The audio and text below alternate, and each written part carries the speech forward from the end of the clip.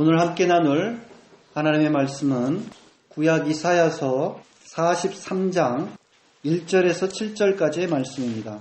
구약 이사야 43장 1절에서 7절까지의 말씀, 저와 여러분이 한 절씩 교독하겠습니다.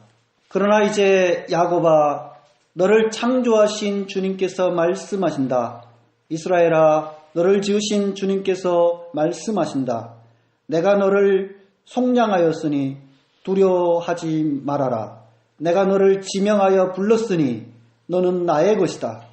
내가 물러가기를 건너갈 때에 내가 너와 함께하고 내가 강건할 때에도 불이 너를 침몰시키지 못할 것이다. 내가 그 속을 걸어도 그을리지 않을 것이며 불꽃이 너를 태우지 못할 것이다. 나는 주 너의 하나님이다. 이스라엘의 거룩한 하나님이다. 너의 구원자다. 내가 이집트를 속량물로 내어주고 너를 구속하겠고 너를 구속하려고 너 대신에 에티오피아와 스바를 내어주겠다. 내가 너를 공의하게 너를 사랑하였으며 너를 대신하여 다른 사람들을 내고 너의 생명을 대신하여 다른 종들을 내주겠다. 내가 너와 함께 있으니 두려워하지 말아라. 내가 동쪽에서 너의 자손을 오게 하며 서쪽에서 너희를 모으겠다. 북쪽에다가 그들을 너와 보내라. 남쪽에다가도 그들을 붙들어주지 말아라. 나의 아들들을 몸으로서 오게 하고 나의 아들들을 땅 끝에서부터 오게 하여라. 7절 같이 읽습니다. 나의 이름을 부르는 나의 백성, 나에게 영광을 돌리라고 창조한 사람들, 내가 빚어 만든 사람들 모두 오게 하여라 하고 말하겠다. 군대 훈련소를 가게 되면 모든 이야기를 할 때 말투를 바꿔야 됩니다. 우리 백다윗 군이 최근에 이제 훈련소를 다녀와서 가장 잘 할 텐데, 말을 할 때 끝맺음을 다, 까, 이렇게 말투를 바꿔야 돼요. 밥 먹었니?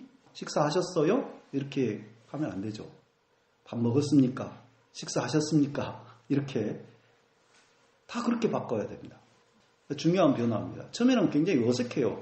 근데 쓰다 보면 이 딱딱하고 어색했던 것들이 이제 자연스럽게 이제 튀어나옵니다. 누가 시킨 것도 아닌데.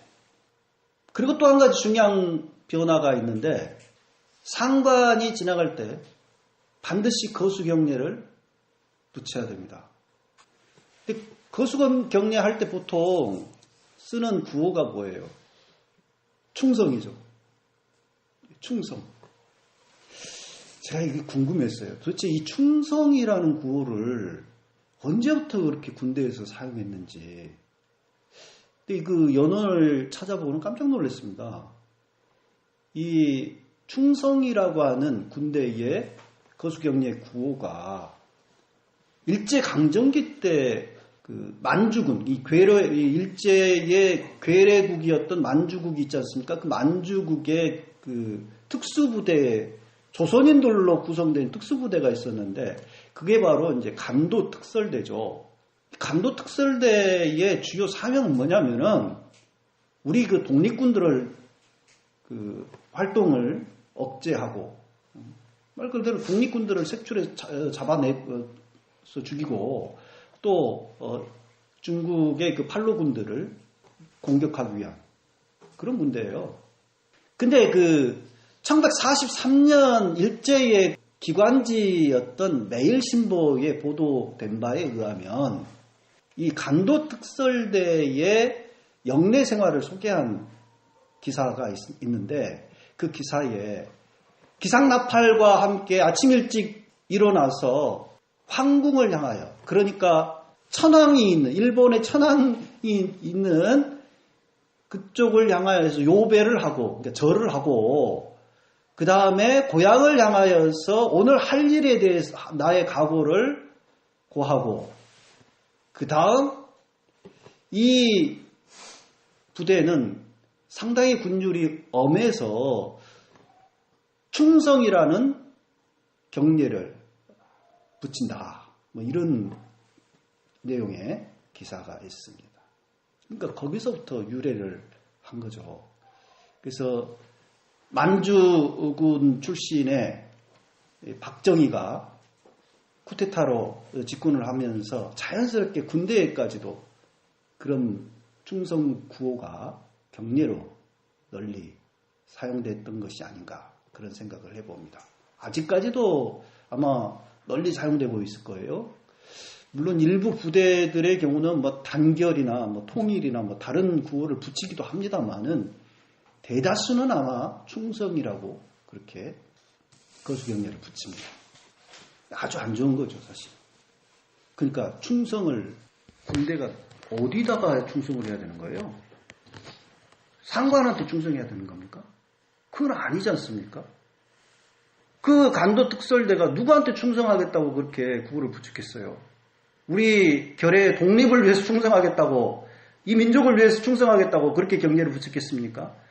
일제 강교들 또는 멀게 봐서는 사실상 그 천황을 위해서 충성하겠다 뭐 이런 거죠, 사실. 그런 문화가 우리 군대 내까지 지배를 하게 되면서 박정희나 또는 전두환 같은 자들이 쿠데타를 일으킬 때 그들에게 충성했던 국민이 아니라 바로 우리 나라가 망가지든 말든 그들에게 충성했던 사람들이, 군인들이 많이 있었기에 그 쿠데타가 성공했겠죠.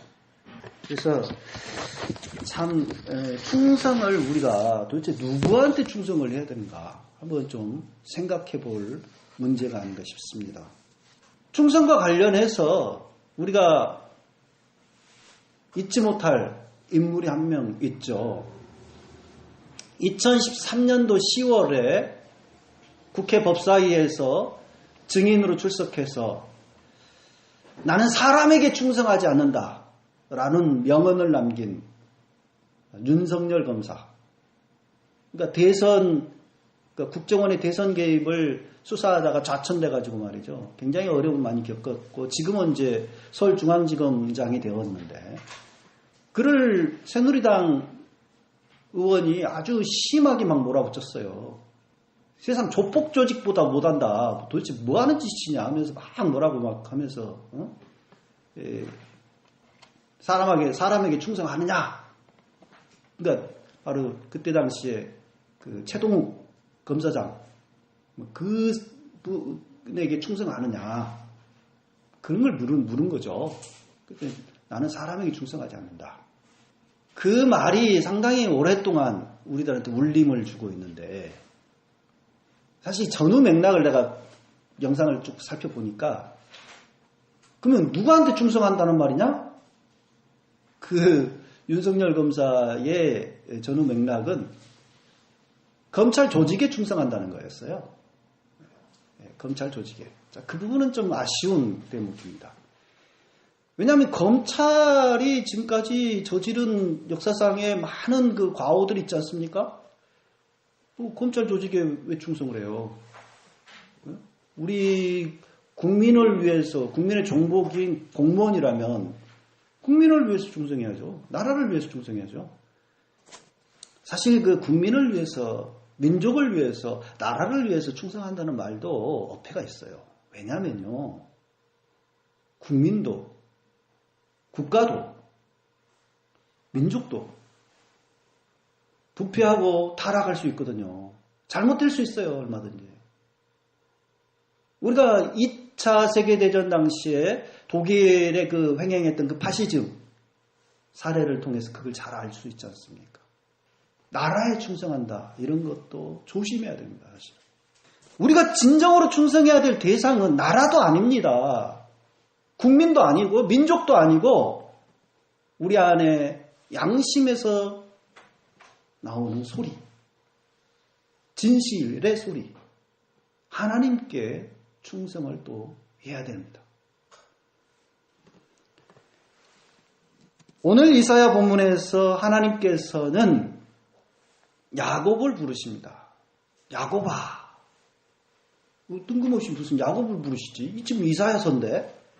아니 야곱이라는 사람은 창세기 이삭의 아들로 나오는 사람인데 왜 야곱아 이렇게 이사야 시대는 상당히 후대인데 야곱을 부르시지? 이렇게 생각할 수 있습니다만은 여기서 이 야곱은 이스라엘 전체를 의미합니다. 이 야곱이라는 그 구약의 한 인물을 뜻하는 게 아니고 이스라엘 전체를 의미하는 지금 부별칭이라고 할 수가 있겠죠. 특히 지금 오늘 우리들이 읽은 본문에 이사야서 43장의 경우는 이제 제2 이사야가 기록한 걸로 이렇게 알려져 있는데 이 제2 이사야 시대는 어느 시대냐면은 바벨론 포로기입니다. 그러니까 주전 540년경입니다. 이즈음에 지금 하나님께서 그 바벨론 포로 생활을 하고 있는 이스라엘 백성들을 부르고 계십니다. 야곱아. 근데 이 하나님께서 자신을 어떻게 소개하고 계시느냐? 너를 창조하신 주님, 너를 지으신 주님, 그 주님이 내가 바로 그 주님이다. 말씀을 하고 계십니다. 우주 만물을 지어내신 그 창조주 하나님께서 너를 지금 부르고 있다. 이렇게 강조하고 있습니다. 그러면서 굉장히 그 위로의 말씀을 주고 계시는데요. 사실 오늘 43장 1절 맨 첫 시작이 어떻게 되면 그러나라는 말로 시작을 하고 있어요. 그러나 그 앞부분 바로 앞 단락을 보면은요 분위기가 전혀 다릅니다.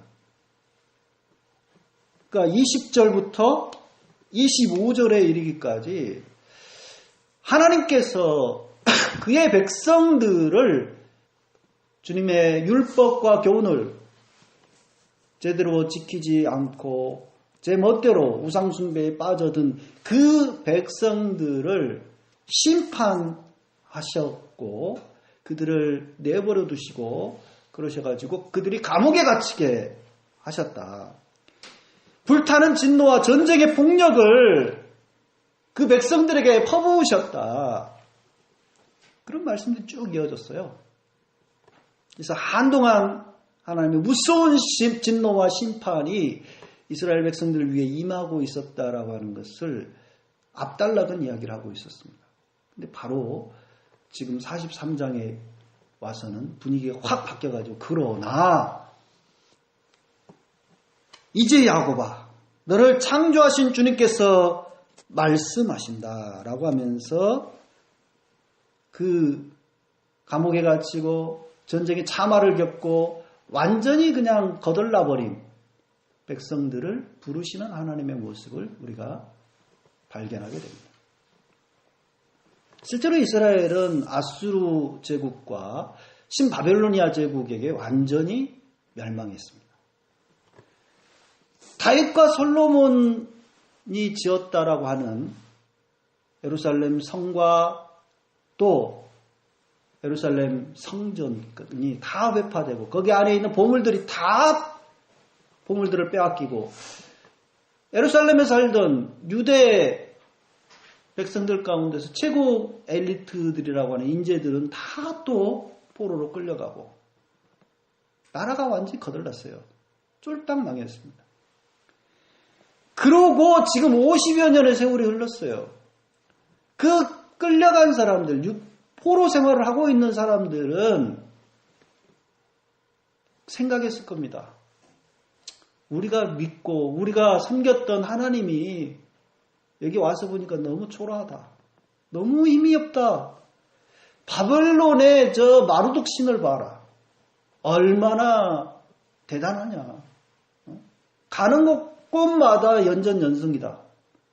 근데 우리 하나님, 우리 같은 민족을 이렇게 지켜주시지도 못하고. 이게 뭐냐, 이게? 그 하나님 도대체 계신 거냐? 이렇게 아마 회의와 시리와 좌절에 잠겨 있었을 것입니다. 이 고대 사회에서의 전쟁은요, 물론 군대가 맞부딪혀가지고 싸우기는 하지만은 군대의 싸움이 아니에요, 원래. 그들이 섬기고 있는 주신, 주된 신, 그들의 주인인 신, 그 신들의 전쟁입니다. 그러니까 유다 왕국이 바벨론 제국에게 완전히 멸망당했다? 그러면은 이스라엘 백성들이 섬기던 야훼 하나님이 바벨론이 섬기던 마르둑에게 패한 거예요.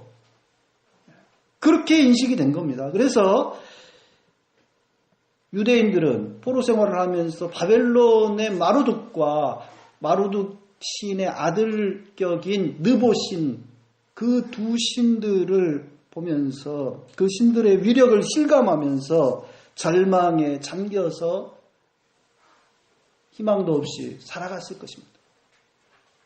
근데 그들이 까맣게 잊어가고 있던 바로 그 하나님께서 이사야를 통하여서 자기 백성을 부르고 계십니다. 호명하고 계십니다.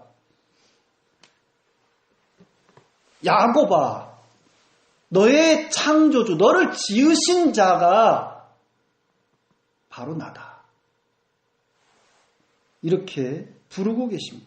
이사야는 그 창조주 하나님, 천지 만물을 지으신 그 창조주 하나님께서 손이 짧아서 그들을 구원하지 못하시거나 또는 힘이 약해서 그들의 바벨론 신에게 패하신 게 아니고 그들의 죄악 때문에 그들을 심판에 내어주셨다. 그리고 이제 정한 때가 이르자, 무르익자 자기 백성을 부르신다라고 알려주고 있습니다. 바로 그 창조주 하나님께서 자기 백성들을 부르고 모으고 계십니다. 그분은 창조주이시고 출애굽을 이끄셨던 바로 그 하나님이십니다. 그래서 하나님은 자기 백성인 이스라엘을 속량하셨고 지명해서 불렀다 이렇게 말씀하고 계십니다. 여러분 속량이 뭡니까? 속량이라고 하는 것은 몸값을 지불하고 빼내온 것을 말해요. 이스라엘에는 그 고엘이라는 제도가 있었습니다. 고엘. 바로 이제 그게 이제 속량과 이제 바로 연결되는데, 그러니까 어떤 사람이 사업을 해가지고 실패를 해서 집안이 쫄딱 망했다 했을 때요. 그러니까 그 집안 식구들이 다 노예로 팔려가지 않습니까? 그러면은 이 고엘, 그러니까 그 사람의 가장 가까운 친척이 돈을 지불하고 그 사람 몸값을 지불하고 그 사람을 자유인으로 이렇게 해방시켜 줘야 돼요. 그런 의무를 지게 됩니다. 그게 바로 고엘 제도예요. 근데 하나님께서 지금 내가 너희를 속량하였다 이렇게 말씀하신 것을 볼 때, 그러면은 이스라엘 백성들, 지금 포로 생활을 하고 있는, 지금 종살이를 하고 있는 이스라엘 백성들의 가장 가까운 친척이 누구라는 거예요? 하나님이시라는 거죠. 하나님께서 가장 그들의 가까운 지금 피부침을 이 말씀을 통해서 우리가 알 수가 있습니다. 이스라엘 백성들은 그들의 하나님을, 주님을 잊어버렸을 겁니다. 거의 잊어가고 있습니다. 그러나 바로 하나님께서는 그들을 잊지 않으셨어요. 기다리고 계셨어요. 그리고 정한 때가 되자 다시금 그들을 부르시는 것입니다. 그리고 말씀하시기를 내가 너희를 지명하여 불렀다. 내가 너희를 속량하였다. 너는 내 것이다. 이 세상에 얼마나 예쁘고 잘생기고 늠름한 처녀 총각들이 있습니까?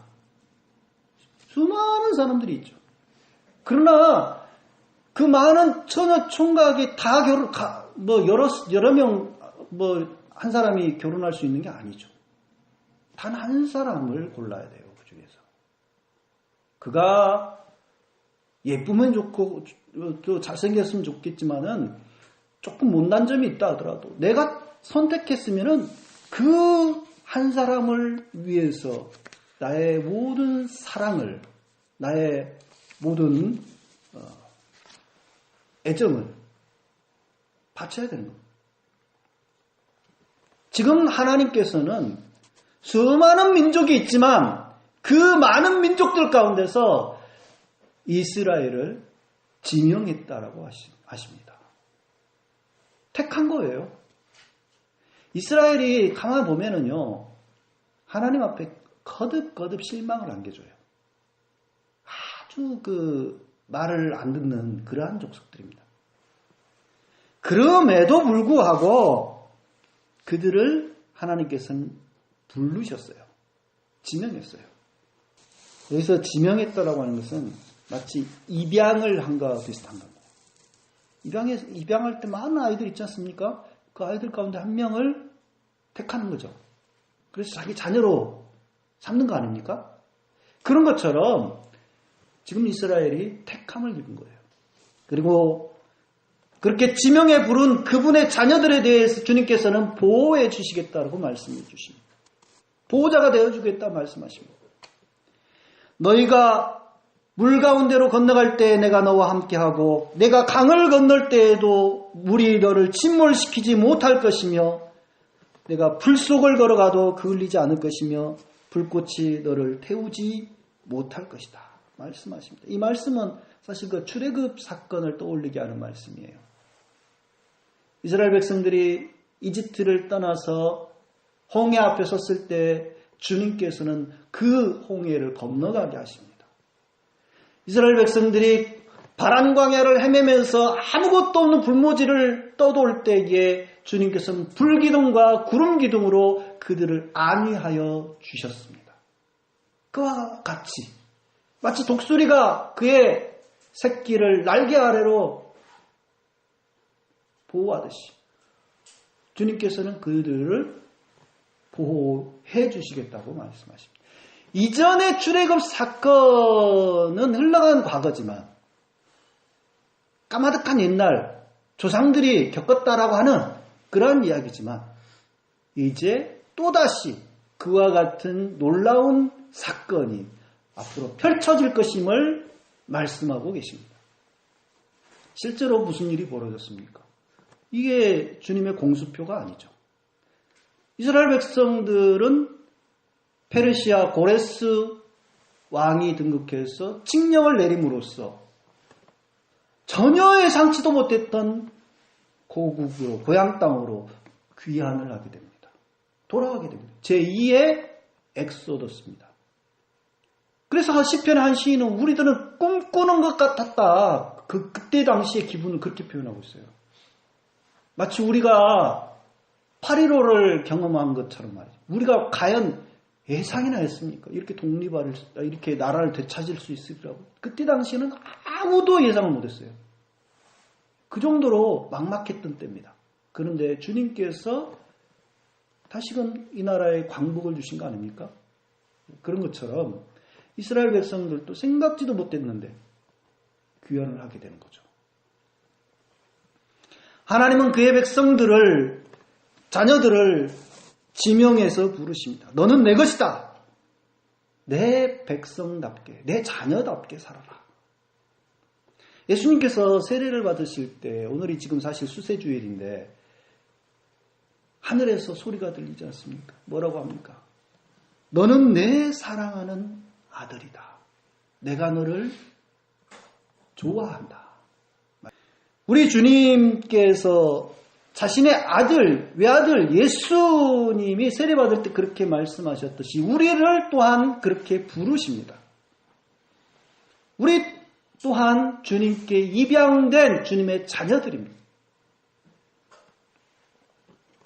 하나님이 선택하신 민족이요, 하나님의 거룩한 제사장이요, 그분의 거룩한 나라요, 소유된 백성들이 바로 우리 믿음의 자녀들, 하나님의 부름받은 그리스도인들입니다.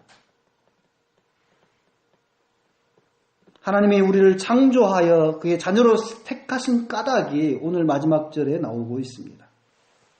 하나님께서 우리를 왜 택하셨느냐? 그것은 바로 하나님의 이름을 부르고 그분께 찬양과 영광을 돌리며, 또 베드로전서 2장 9절 말씀을 더한다면은 그분의 선하신 업적을 세상에 널리 전파하도록 우리를 택하셨다고 하는 것입니다.